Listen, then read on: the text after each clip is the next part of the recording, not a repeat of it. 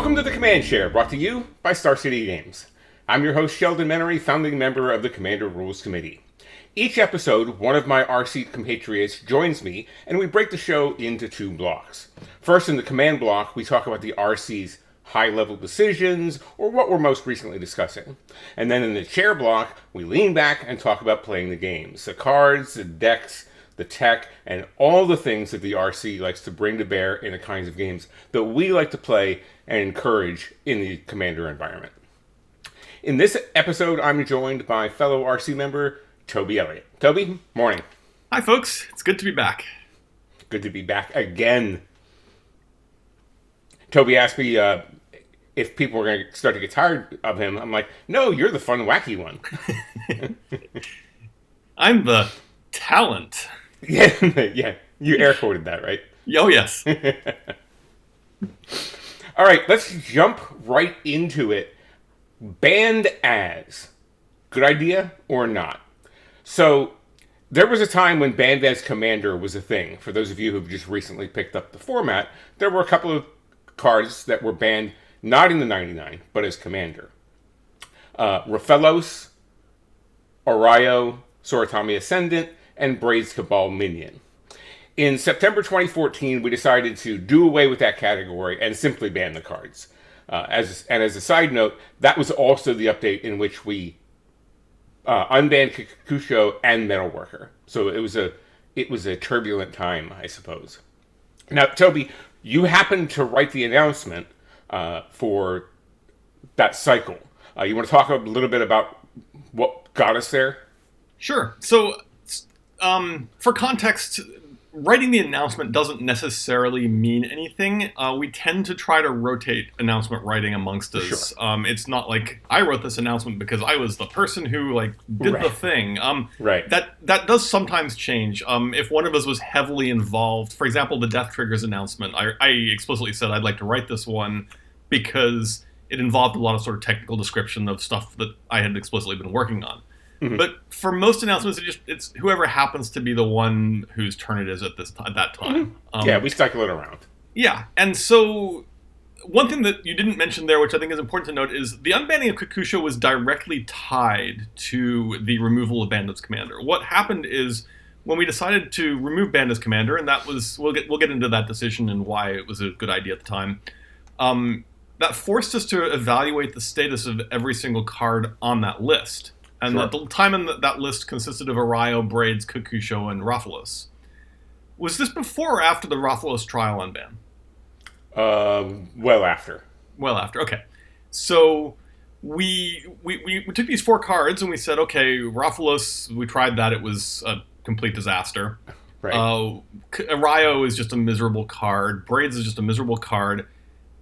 And then we had Kikusho, and Kikusho was like, this card's been hugely problematic, but it is large and splashy, and it does just sort of drain 5 a time from each player. Why don't we give it a try to unban? So the unbanning of Kikusho is directly tied to the removal of Bandit's Commander because we had to decide what to do with each card on that list. And to be fair, the intervening years had been pretty kind to the idea of Kikusho being free in the world because Graveyard hate had gotten so much better since 2007 or whatever. Yes, Graveyard hate was much improved, and in general, it was definitely an unban that scared us. I mean, we were Sure. worried at the time. We're like, this is a really, really powerful card, and it's still a powerful card, and seeing it is like, but it's worked out okay. Oh, it was actually just in our Thursday it was. RC stream, although it wasn't really part of the deciding factor of the game. No, that was a pretty sweet life cushion for you. Right, but it wasn't the decision point. It helped me win more. But yes, but certainly that game was going to happen that way with or without the Kikusho. Yeah, a lot of that was that I blew up your world and then removed your graveyard. So right, that had that effect. Right, but a giant living death isn't going to care about. Most of the time, isn't going to care about an individual card. Yeah, and that's why we decided it was worth giving it a shot to unban, and it's worked out mostly.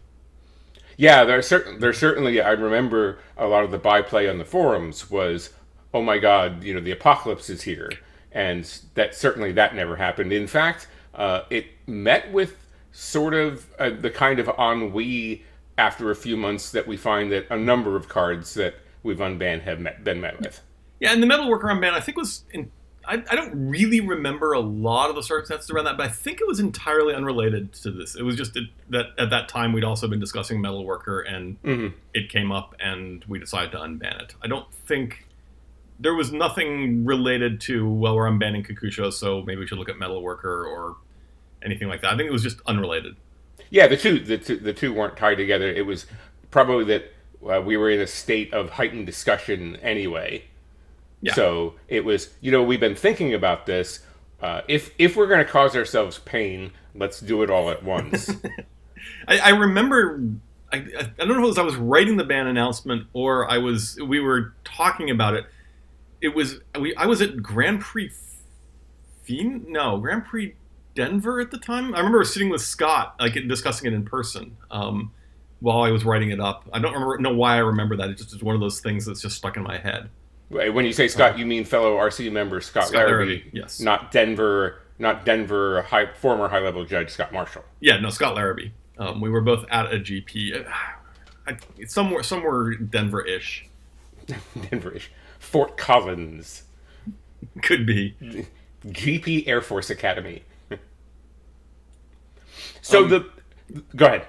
No, go ahead.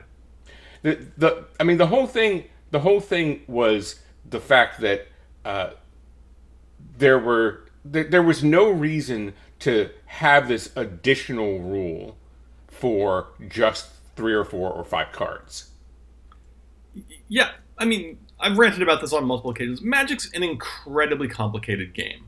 Right. And so it's generally, and especially when you're looking at something like Commander, which has an enormous audience. I know a lot of people tend to talk about, well, the audience has grown up and stuff. The audience hasn't grown up. The audience has added. And what is added is added a lot of people who are highly invested players, heavily involved. But it still retains an immense core of less highly invested players. And those players, Magic is already an incredibly complicated game. And part of doing a good job with format addendum is you try to minimize the additional complication. It's not a lot of people who are trying to just attack this are oh, the RC thinks this is too complicated. It's not, as an individual rule, there's nothing complicated about it. It's fairly easy to explain. The problem is that the more additional rules you pile on, the more the overall complexity of the game just gets higher and higher. And so our goal is to reduce this. No individual rule in Commander is too complicated for people to understand. Right. It's when you get to a point where you're adding rule after rule after rule, and the general corpus of rules becomes more than necessary. The difference between carrying one brick and a bag of bricks. Exactly. So, yes, this individual brick probably is not a huge problem, but is it an individual brick that is sufficiently important to the format to justify sticking it on the HOD? Yeah. Oh, look at you with the what? The HOD. That's what you put bricks on. I'm gonna have to go look. Yeah, I assume that's what it was. It's in my list to go look it up. Now, is it a Germanic language word? Is it? Yes. Probably with HOD. You think? Yeah. The difficulty is in messaging to the less enfranchised players. It's not that Magic players are really smart for the most part, right? They can understand complex. The way the stack works is way more complex than the concept of banned as commander.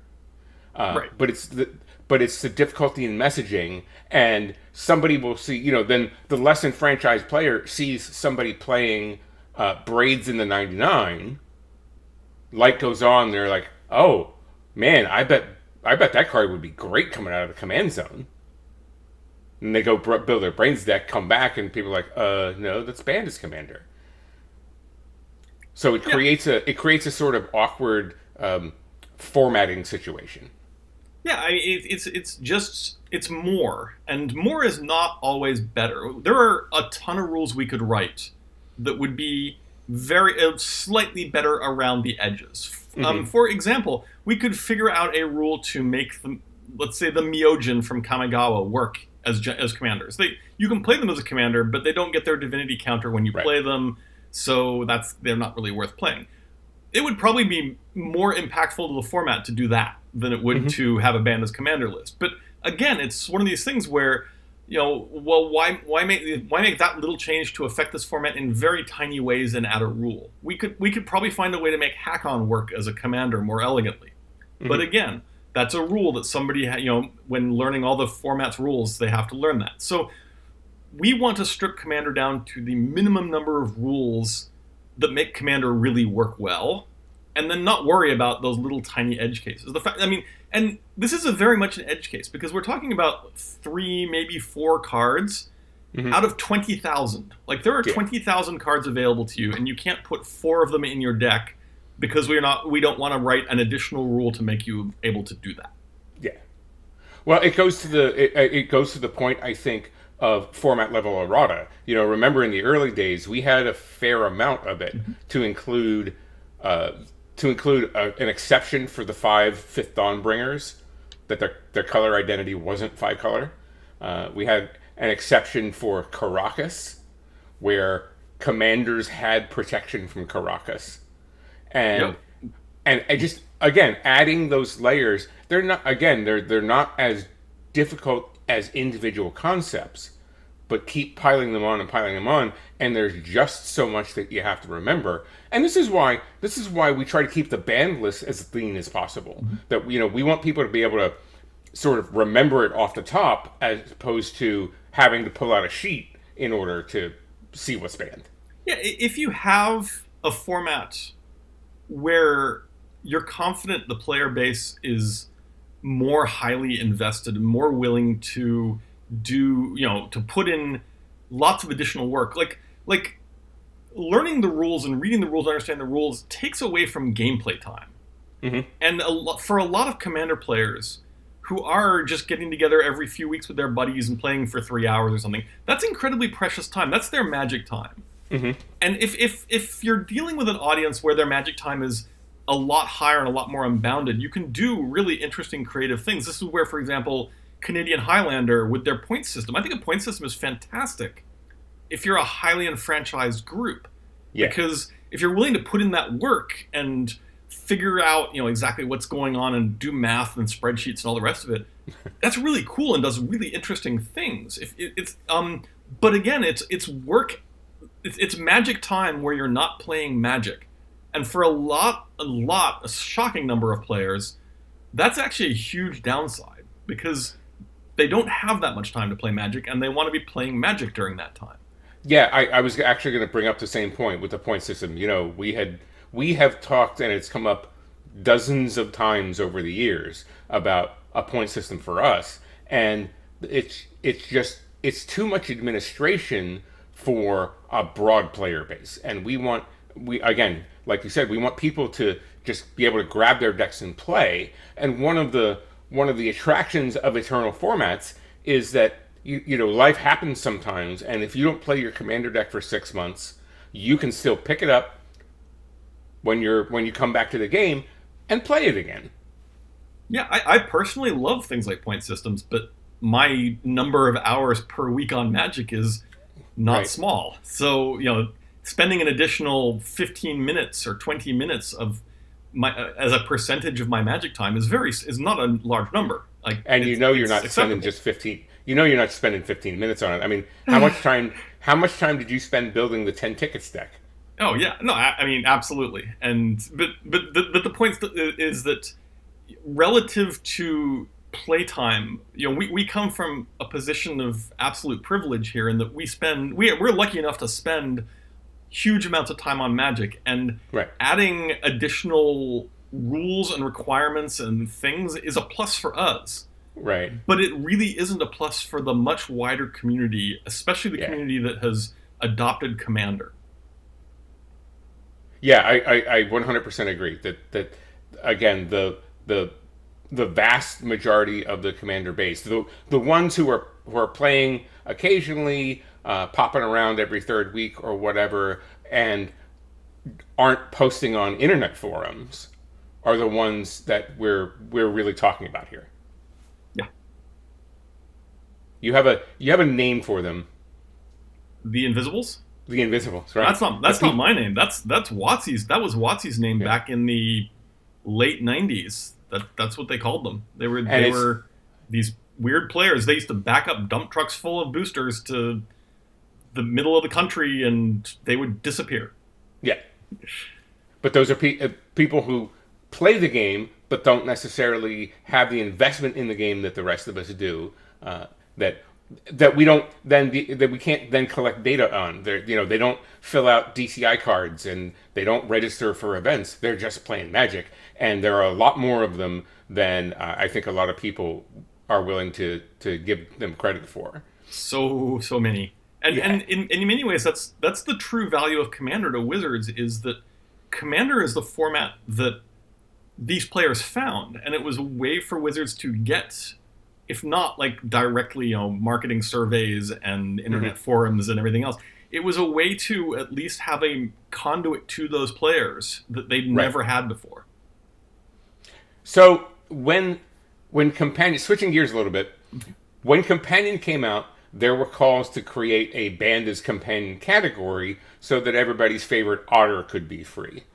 Why is that a bad idea?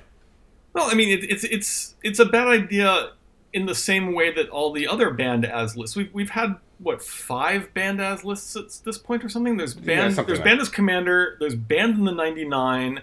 There's Banned as Companion. There's Banned as Partner. Yeah. There's the really crazy one where it's you can't play this card if you're also playing this card. Right. There's no end of these lists. We could make them. And again, this comes down to, do we want to make a rule to make the Myojin work? Each one of these rules does this little tiny thing in one corner of the format. And yes, it sucks that an otter is not available to be played in your 99, because otters are awesome, and et cetera, et cetera. And I was so unhappy when I found that out.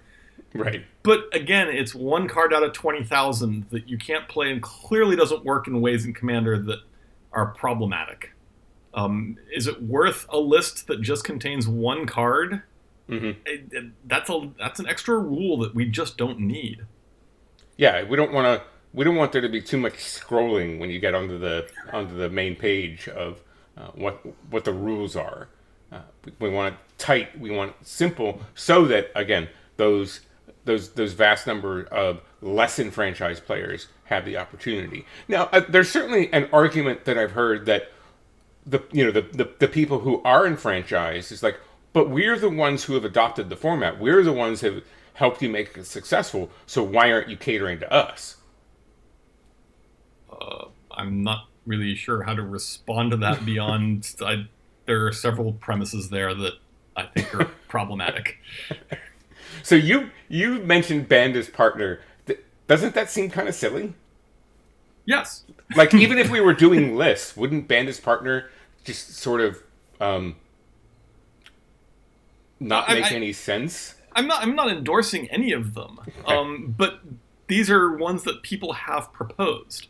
And I guarantee you there'll be a new mechanic out at some point in the future where there'll be some slightly weird interaction with Commander or something like that, and there'll be calls for another list. And I don't want to make this a slippery slope argument or anything, but it's hard to justify, well, we have the one Banned as list and not these other 4. If you're willing to make one list that does this tiny thing in the corner, why are you not willing to make this other list that does this tiny thing in the corner? And you sort of end up, they're all basically the same. The reason for not having them is basically the same, and that's that they just don't pull enough weight to justify doing in the overall context of the Commander rule set, which we want to keep as minimal and elegant as possible.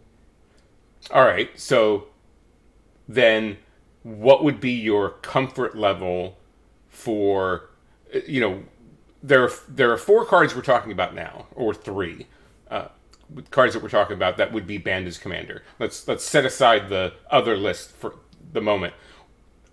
what's the tipping point for you for the number of cards that would be banned as commander before we would open up such a list? So I don't think it's a number. What I would actually want to see in order to make this worthwhile is a set of cards where it wasn't merely that they were problematic as commanders, but okay in the 99, but that were problematic as commanders, and we actively wanted them in the format. Like the part of the problem with like the why don't we have banned as commanders, that it's not like putting Braids in the format or putting a Ryo in the format in the 99 is a net positive for commander. Right. That's the net neutral. I mean, probably a minor negative, but right. It's not like we, having those be present would be a net very good for the format. I would want to see a set of cards where we really couldn't make them commanders, but really, really wanted them actually to be in the format. So this won't hurt anything is not an acceptable argument. Yeah. Well, I mean, Braids coming out of the command zone is easily bad, but Braids in your deck, tutors exist, right? It's pretty easy. And every black deck that plays Braids is going to tutor for it on turn 1 or 2, and then just slam it anyway.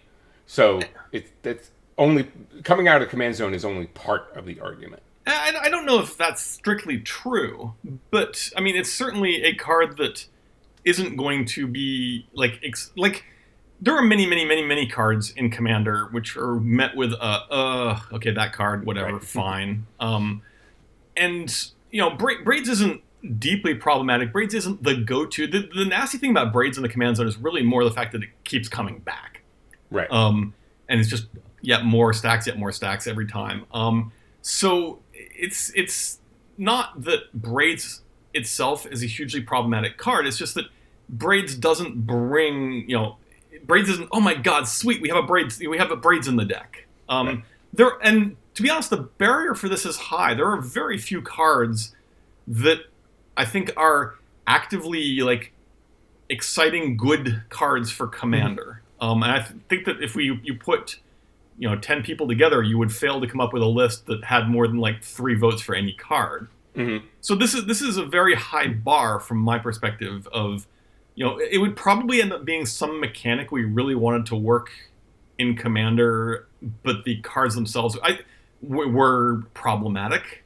Mm-hmm. I think that is the most likely scenario. In terms of raw numbers of how many cards would be banned because they're commanders, it's a reasonably high number. I mean, it's certainly more than say 10 because again, we're talking about you can't play 10 cards out of 20,000 is not a terribly exciting restriction. Color identity is doing way more to keep what you can play out than your inability to play these cards because they're just banned everywhere. So it would need to be a substantial enough number that I would be yes, putting these in the 99 is a net positive for the format. Is sufficiently net positive to overcome the net negative of an additional rule. And are there other circumstances that would lead you to support reinstating Banned as Commander?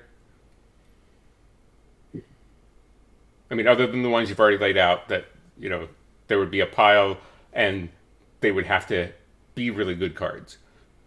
I'm trying to think of anything, and it really, the calculus just comes down to, does this rule justify its existence to the level that's required, where there is a base net negative to adding a rule, and if the net and it's not an insubstantial net negative. It's it's a thing which we have to be very mindful of. So now the question becomes, given this base net negative, is there a place where the positives outweigh the negatives? And that's the only calculation. So if something new and crazy comes up which forces us to reevaluate, and it turns out that this is a huge positive for the format, then yes, it overcomes the net negative barrier. Well, that was basically the calculus for Painter's Servant, right? That we figured out that there were probably more positives than negatives to go with the card.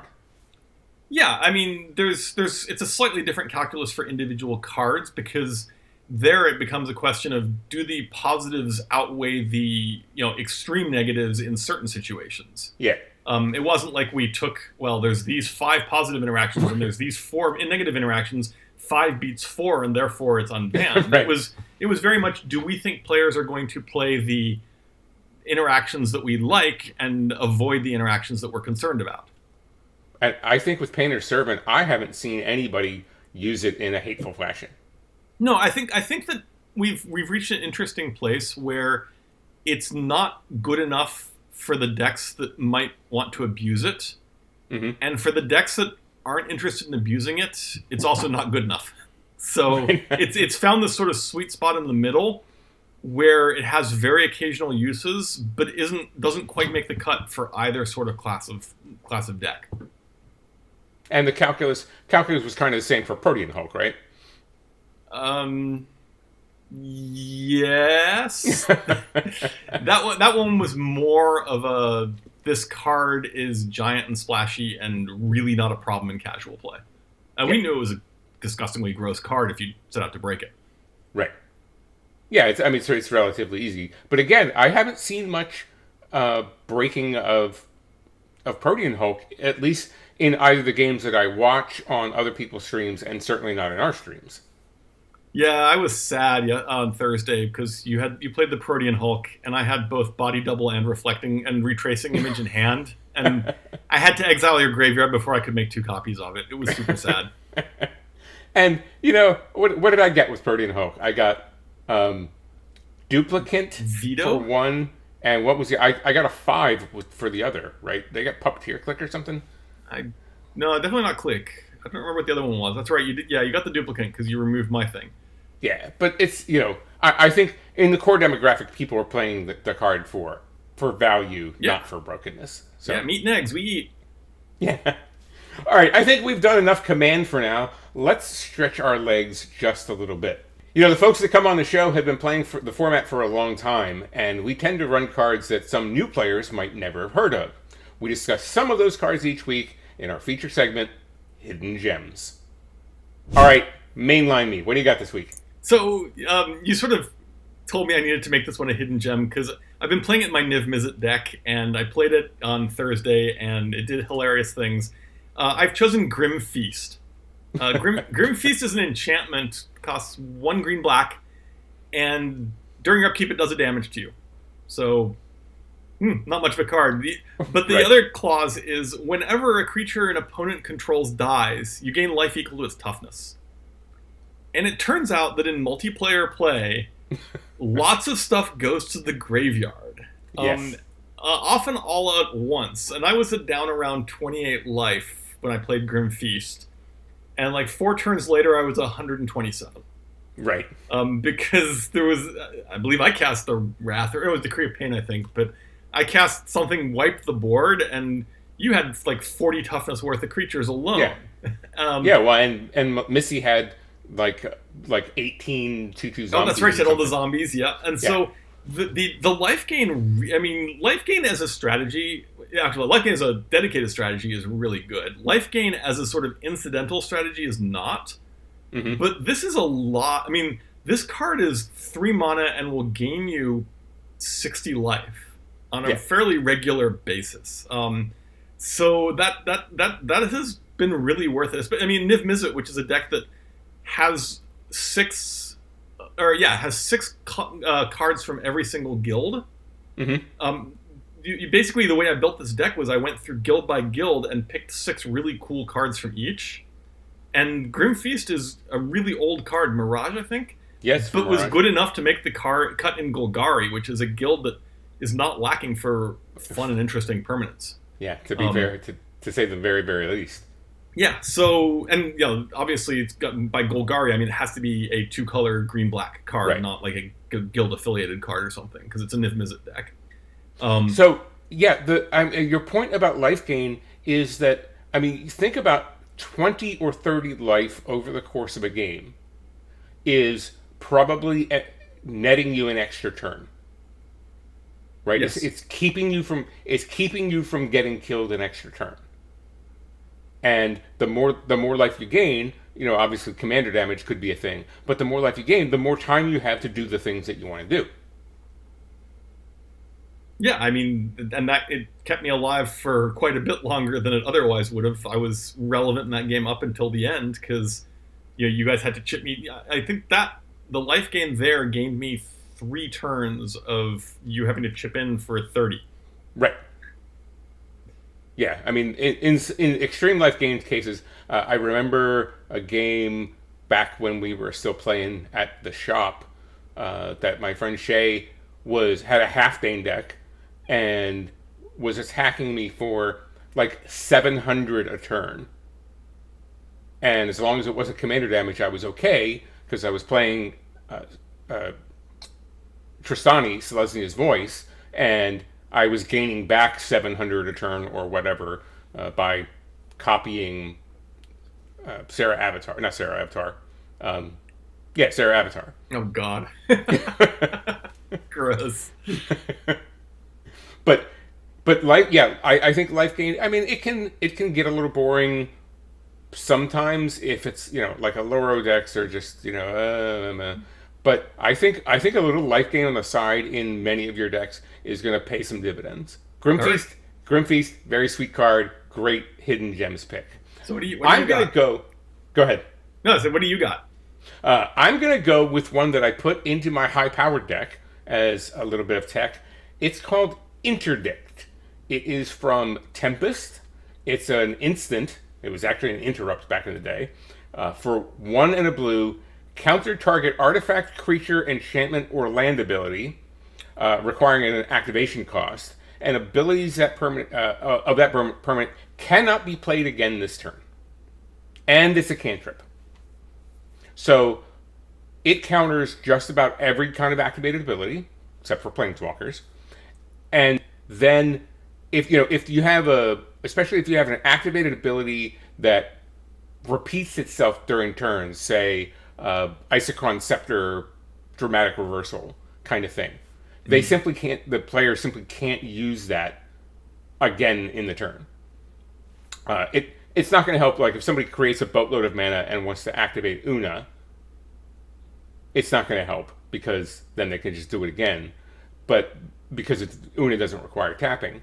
But the fact that you get the counter of one big activated ability, and some of those activated abilities that we have are really, really important, and then shuts down the permanent from activating again for the turn, takes a lot of options out of the hands of your opponents. Yeah, and of course, in high-powered play, the obvious low bar scenario there is it counters a fetch land activation. Right. Yeah, I mean, most of them are running Stifle for that because it only costs 1, but it does that, and the fact that it's a cantrip is just insane to me. It's not necessarily going to prevent infinite combos from happening, but it's certainly going to shut down some things. If Scott won that one game with flinging a giant something at somebody's face from Brian Stoutarm. Yep. Right? Countering that one activation saves somebody's life. Yeah, absolutely. And of course, the thing you have to watch out for there is, especially when you're dealing with like a combo, is you have to make sure they can't go out and can't continue it in response. Right.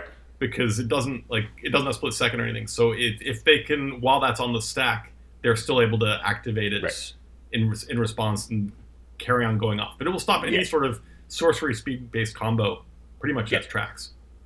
Yeah, well, in the days that it was an interrupt, it would have. Oh God, now I have to try to remember the batch rules. Yeah. It would have definitely stopped it. But yeah, for now, it would probably, if it were going to be made in 2020, it would probably have to have split second to be really impactful. Well, that's an interesting philosophical question, because in general, when WotC fixed in 6th edition, when WotC created the stack, fixed all the batch interrupt, etc. interactions. Now, they didn't have split second. Right. If Interdict had pseudo split second back there, should it have been eroded to have split second to restore original functionality? I'm sure the answer from WotC is no, because it's just way too much of a mess.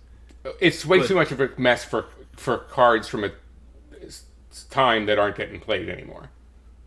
Right. And and there are plenty of cards that could use there are plenty of cards that could use some errata, but the opportunity cost is way too high because the use case is next to zero.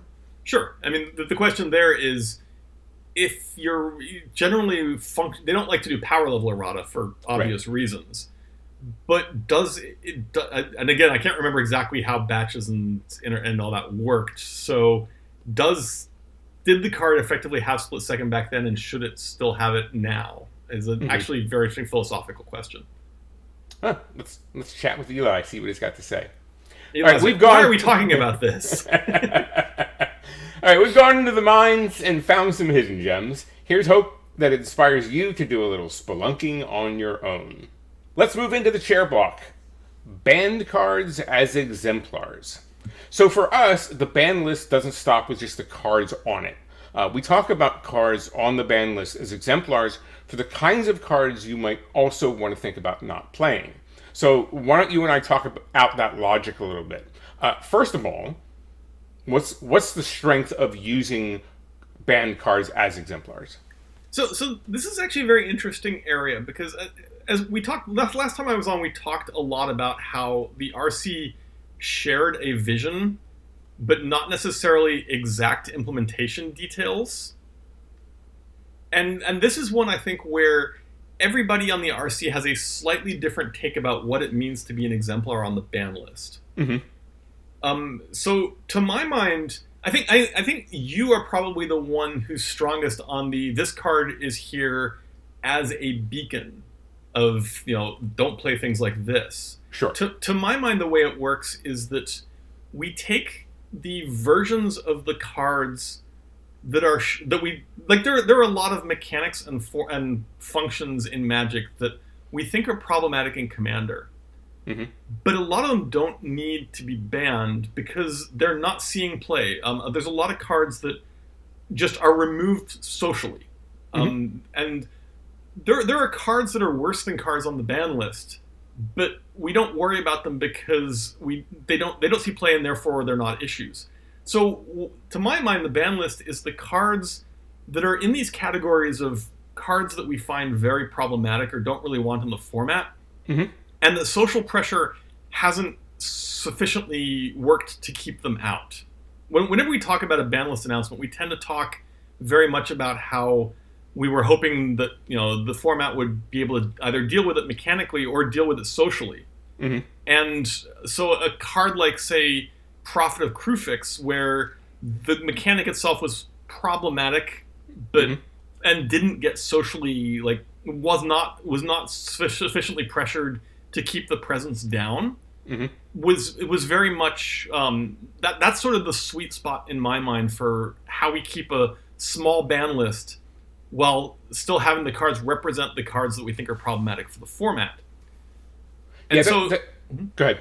Well, I was going to say that. So, for example, in the case of Iona, even though Iona had been out for many years, the question we constantly asked ourselves, and Iona came up a bunch, and periodically we talk about it, and the question was always, is this card seeing play, or are people keeping it out? And it's worth noting that this is extremely hard data to gather. It's not like we can just sort of go to Magic Online and do number crunching, because as we've talked about earlier in this particular show, the huge numbers of Commander players don't have the level of interaction that a lot of us, as very heavily invested players, think players have with Magic. And what the tipping point for Iona was a point where we decided, yes, there's actually a lot more play of this card than we think there is. And when we started to see evidence of that, and so Iona as a card we definitely didn't want, particularly in the format, but was fine as long as nobody was playing it. As soon as we start seeing evidence that there's a lot more play, then it moves from the sort of, we don't need to act on this because the other message of the ban list is keeping it banned, to, nope, okay, this one's actually seeing enough play that social pressure isn't working sufficiently. Right. So that's sort of my take on Exemplar is that you have cards you don't like, and then you ban you ban the versions of them that players want to play, which is mean because they want to play them, but that's the Right. nature of a ban list. You're right.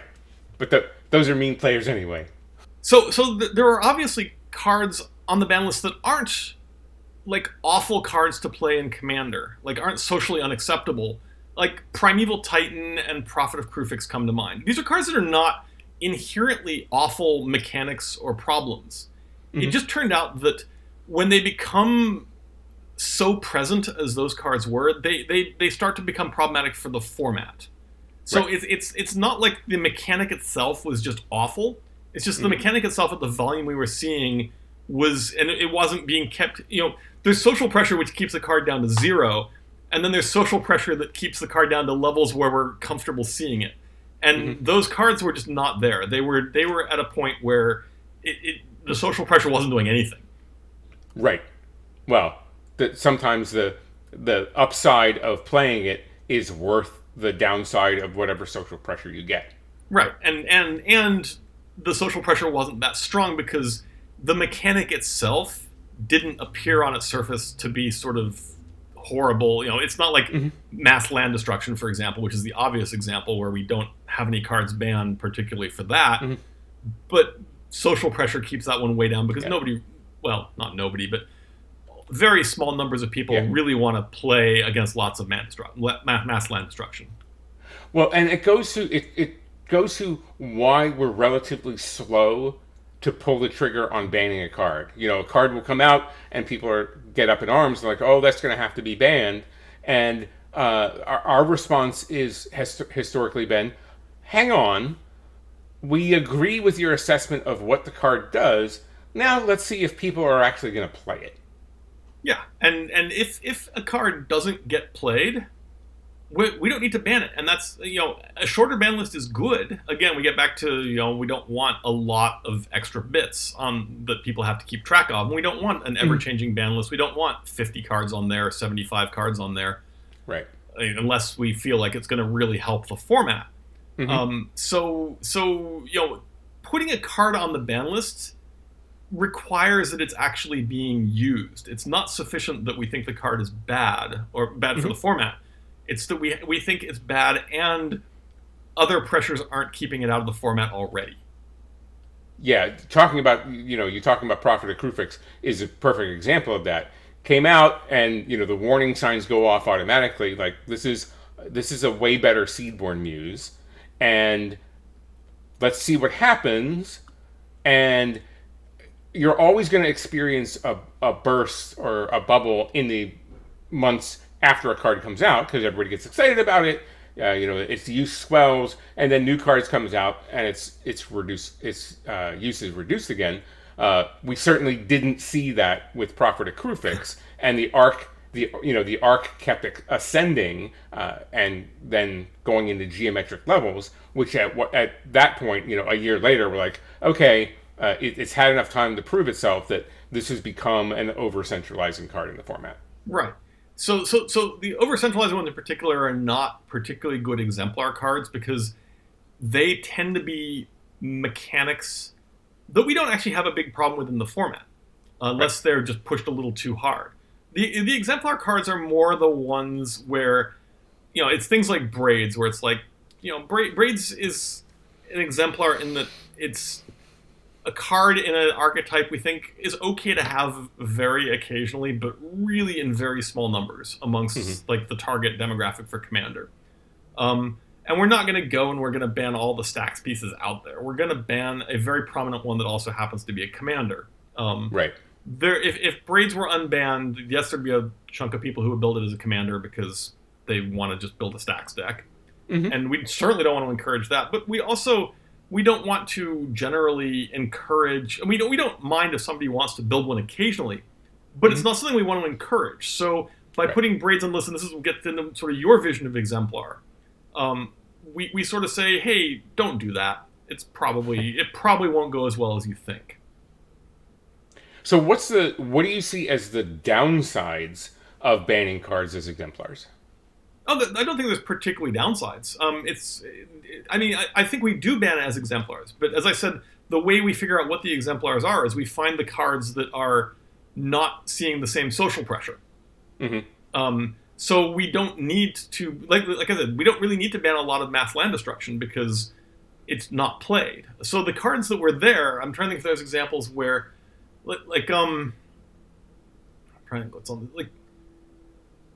I'd have to look over the ban list quickly. I mean, there's multiple reasons for a card to be on the ban list, but I have no objections to a card being there as a sign. Braids is probably a good example of this, as a sort of signpost of, be real careful with your stacks cards.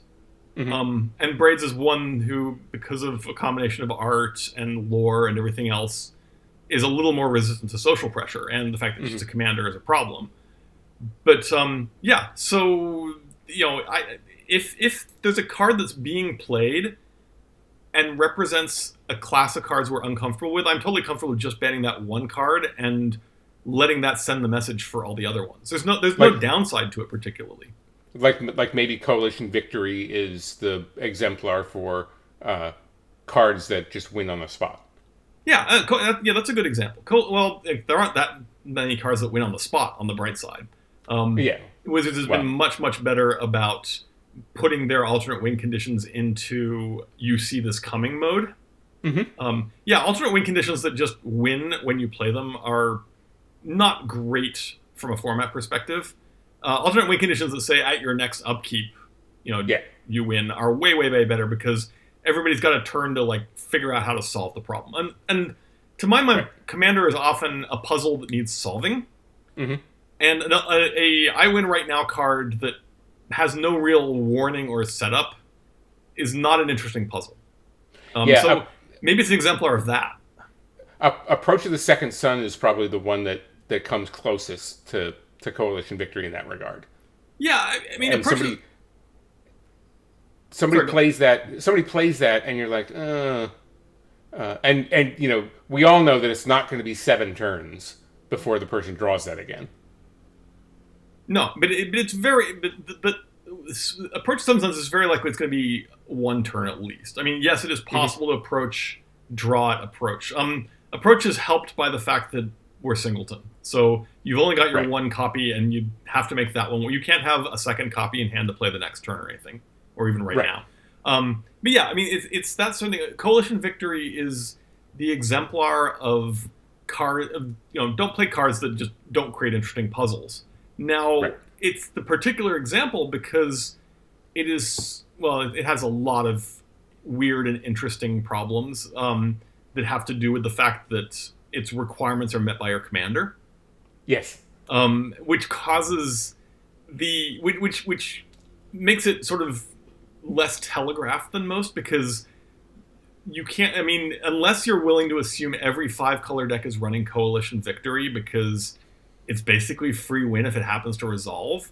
Right. And we don't want to put that pressure on 5-color decks where everybody has to assume that.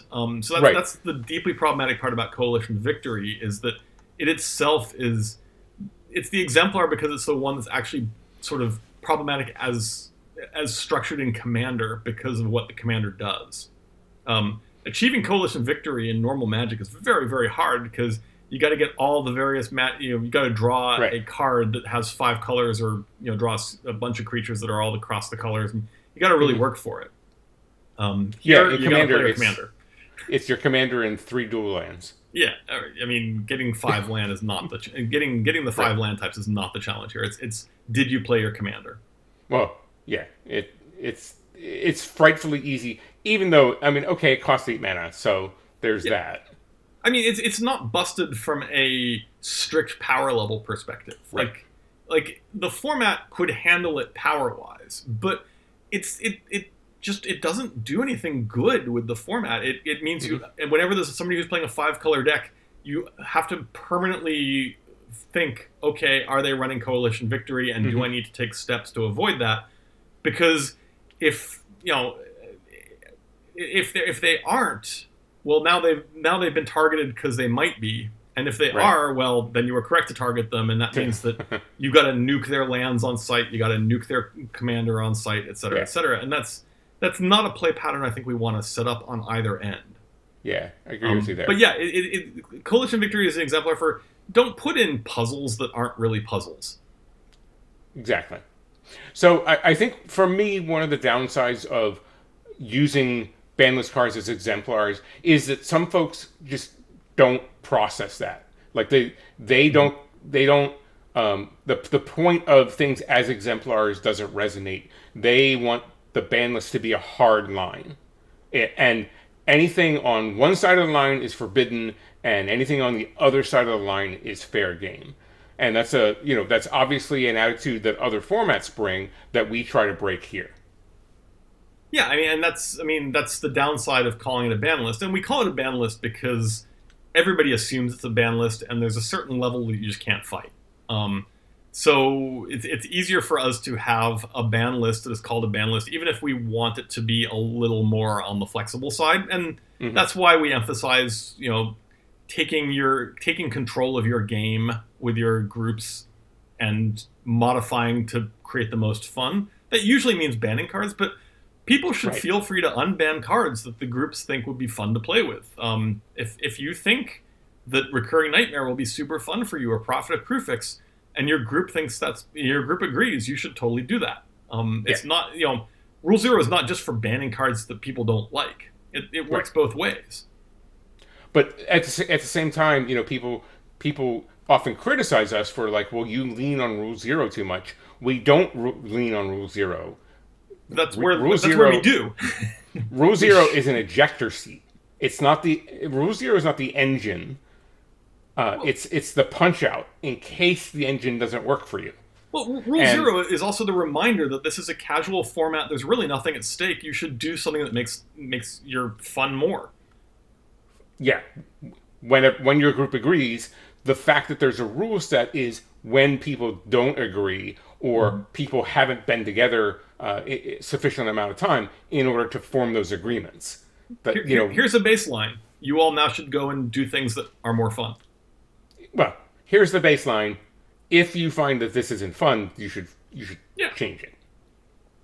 All right, we have a few minutes, so why don't we take a look at a few of the cards on the list and then follow them downstream to some other specific cards that they might suggest. We talked about Coalition Victory. Maybe Biorhythm is in that same category. Yeah, Biorhythm is a you don't work hard. Biorhythm is to take everybody from high life totals to 1 or 0. Right. Which is sort of a out of nowhere win in a lot of cases. It's an out of nowhere loss for some players. Is sort of where that one comes from. It's sort of in the same category of Coalition Victory as the don't produce puzzles that are not interesting to solve. But there's a direct analog to Biorhythm in Shaman of the Forgotten Ways. Yes, Shaman of the Forgotten... People freaked out about Shaman of the Forgotten Ways when it first came out, and we had a lot of calls for instant emergency bannings, etc. So we're like, I don't think this card's all that good, because all the things that are good about Biorhythm aren't actually present there, because Biorhythm's main use case is you play it after somebody wraths. You drop a small creature in your Biorhythm, and oh look, nobody's got anything. Yeah. And or worse yet, somebody wraths, and then you Biorhythm, and oh look, the game just drew. Ugh. Right. Whereas Shaman of the Forgotten Ways, it's sitting there telegraphed on the table. You have 7 hoops to jump through, and everybody knows it's coming. So it's not. I don't think that Biorhythm's a particular exemplar for Shaman of the Forgotten Ways, simply because I don't think Shaman of the Forgotten Ways is a terribly playable card. But yeah, Biorhythm, though, I might is another one of these. You'll think this is fun, and the social pressure won't be there to keep it out of the deck. But when it actually turns out to be really pretty not fun. Yeah. So I think one of the ones that has a fair number of exemplars is probably Upheaval. What do you think goes downstream from Upheaval? Upheaval is sort of acceptable, the version of mass land destruction, I guess. Upheaval is a hugely problematic card in that it's actually one of the more powerful cards ever made. Mm-hmm. It's you don't upheaval just to reset the board usually. Although that is an annoying and possible tactic. You upheaval. What are some cards? What are some cards like upheaval that are still legal? To my mind, they're mostly the way that upheaval becomes socially unacceptable is it destroys things. So like obliterate is the first card that comes to mind as sort of, or Jokel House, Right. although Jokel House leaves some stuff in play. That sort of class of reset the board cards. Mm-hmm. Upheaval's the one that's kind of socially acceptable because, hey, no, we didn't destroy everything. Everybody still got their stuff. And of course, that's not how upheaval works at all. Right. Upheaval might be more powerful than a lot of those other effects because upheaval really costs like 9 and reads you start the game like 3 mana. We restart the game and you're 3-4 mana ahead of everybody else. Right. And also everybody's going to be discarding huge amounts of stuff. Right, because you literally can't do anything about the effect. If Obliterate or Yoko Hops, you could heroic intervention and have a response and keep your stuff. But with Upheaval, you just have to put it all back in your hand. Teferi's Protection comes to mind. There are a few ways around it. But the point is that Upheaval, there's a fixed version of Upheaval. It's called World Purge. And World Purge is not played at all, and because it's not a good card. All it does is restarts the game, and that's sort of pointless. And it doesn't. I mean, now I'll hear from all the people who play World Purge in their decks, but it doesn't have the true power of Upheaval, which is where you're floating mana and replaying your mana rocks and various other things. Because that sets everybody back, and you've played out enough cards that you're probably not discarding, whereas everybody else is probably discarding. Mm-hmm. So, Upheaval looks like a socially acceptable mass land destruction spell, but is actually way, way worse in a lot of ways. But yes, I mean, we keep an eye on things like Jokel House and Obliterate and Decree of Annihilation. But those are sort of too far over the line for a lot of people. That we don't see people actively wanting to play them in the same way that Upheaval looks safe and fun. And well, God, it's not.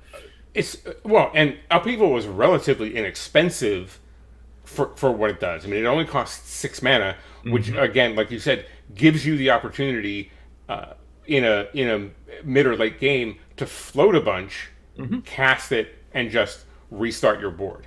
Right. It's the old school version of Ultimate Incarn. Right. It looks fair. It's just not. Are there any analogous cards to Prophet of Kruphix that aren't Seedborn Muse? Well, I mean, Seedborn Muse is the obvious one. And Seedborn Muse is the interesting question because there it's a question of is Seedborn Muse across the line, and thus far we don't think so. Don't get us wrong. It's a very good card. Very strong. But it's not as universally useful. Sure, there are decks that can take advantage of it, and it's a powerful, powerful effect. But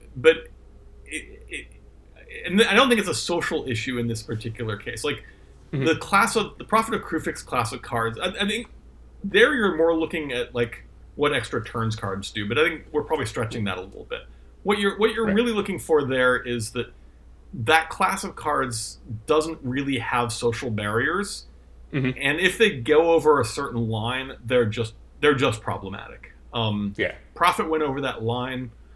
Seedborn Muse is a very good card. It's up towards the line. I don't think it's over the line right now. I don't think you'll see Seedborn Muse banned because when you look at the sort of various axes we consider for a banning of a card, power is one, and then social pressure is another one, and so a card cards don't tend to change power much.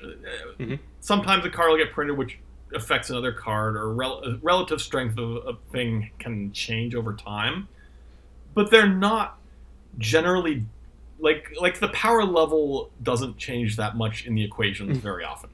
What does change is the social side, and do we see like have people figured out that this card is awful and miserable and shouldn't be played is something that does change over time. If, for example, tomorrow we discovered that a whole bunch of people were playing Contamination and it was actually showing up on a lot of decks, we would probably ban the card. Not because the power level of Contamination has changed. The power level of Contamination has not changed in 20 years. But and Contamination is an awful, miserable card that you probably shouldn't play. But you aren't. So it's okay, we don't need to put it on the list. Whereas in the Seedborn Muse case, we think the power level is probably just below the line. Now, it's possible maybe we change the line, in which case it would affect a whole bunch of stuff. But short of that, it's unlikely that Seedborn Muse, from a power perspective, will change.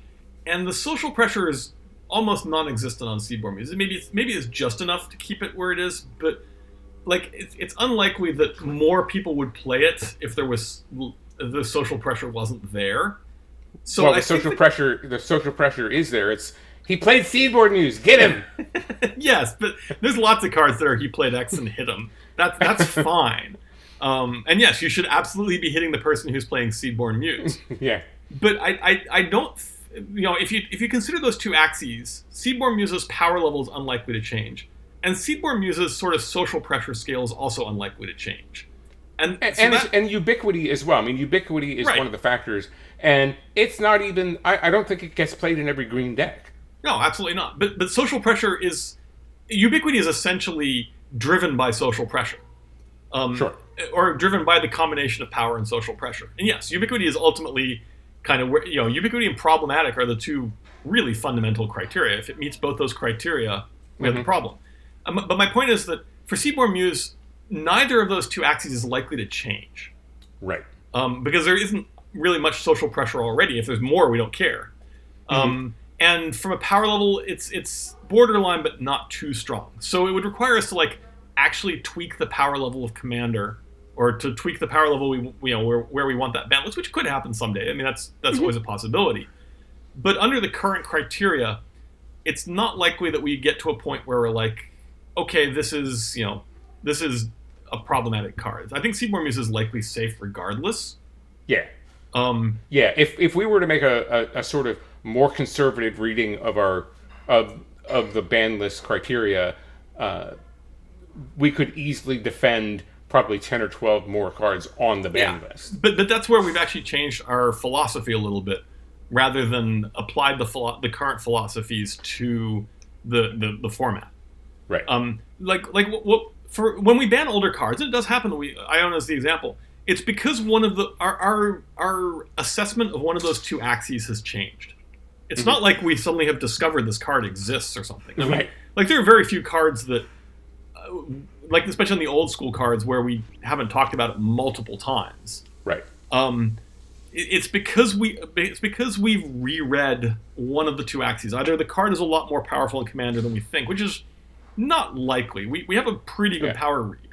And so what really changes for the old school bannings is, okay, no, this has actually hit a level of problematic, the social pressure is not keeping this in check, and we've reevaluated where we're at for that.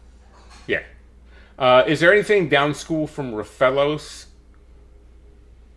I mean, don't make stupid amounts of mana from really, really cheap creatures. Selvala, maybe?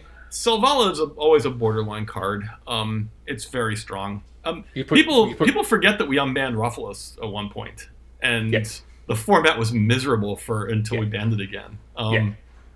So we're, people are like, well, you should try and unban Raphelos. I'm like, we did. It went really badly, and obviously the world has changed a bit since then, but we're going to be pretty gun shy there, and I don't see a lot of upside to unbanning Raphelos. Well, the creatures have gotten orders of magnitude better since that time. Yeah. So clearly, it would be even more oppressive. Maybe. I mean, there are better answers too. But yeah, I mean, last time we did it, again, and this comes back to the social pressures. We were like, well, let's see if the social pressure will keep Raphelos. In particular, things like Raphelos plus Umbral Mantle for Infinite Umbral Mantle. Right. Yeah, some unromantic. Yeah, the various ones that make Infinite Mana. We're like, maybe that'll keep that in check, and it absolutely didn't. It was No. at all levels of play. It was like, yep, we're just going to go and make Infinite Mana with Ruffalo over and over and over again, which got real boring. Well, you don't even need to make Infinite Mana with it for it to be dangerously strong. Yeah, weirdly, I don't think we don't seem to see the same level of pressure on Infinite Mana with Selvala, which I think is what keeps her legal. If we suddenly saw like a massive uptick of Selvala being used to power Infinite Mana engines, we'd take a pretty long, hard look at it. But we just don't see that in the same way we did with Ruffalos. Yeah, I agree. Any other last attacks you want to take at that? Any other categories we haven't hit, or card ideas that we want to swim downstream to?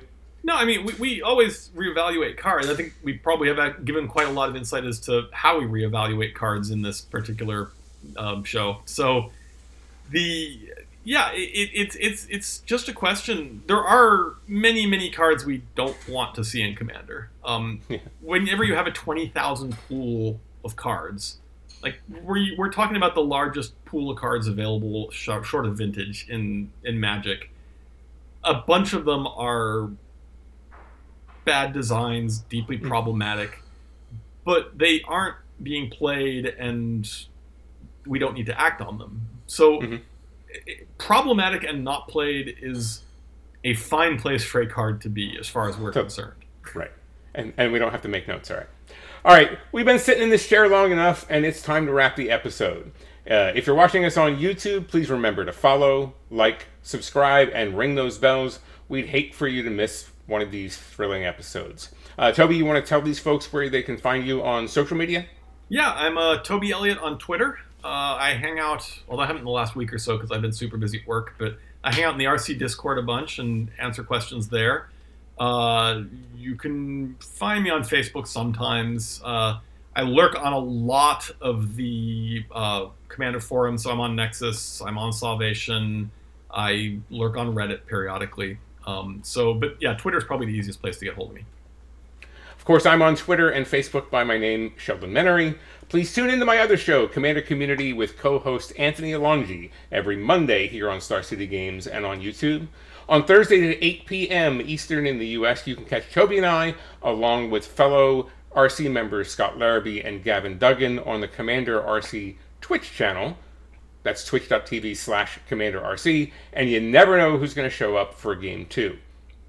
Finally, on Sundays, you can find me right here on StarCityGames.com, writing about the best format in Magic history. We'll see you next time on the Command Chair, and until then, as always, I'm Sheldon Menery.